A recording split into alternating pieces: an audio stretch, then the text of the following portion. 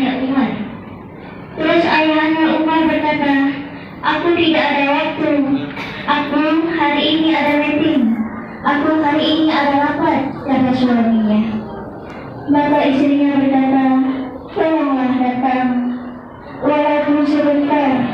Kasihan si Umar." Orang-orang tua yang lain semua datang, sedangkan Umar orang tuanya tidak datang. Datanglah hanya sebentar.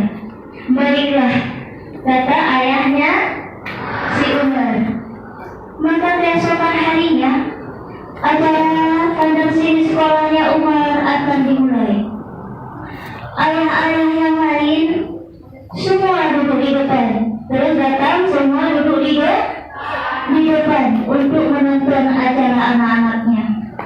Tapi ayahnya Umar, dia mengambil tempat paling belakang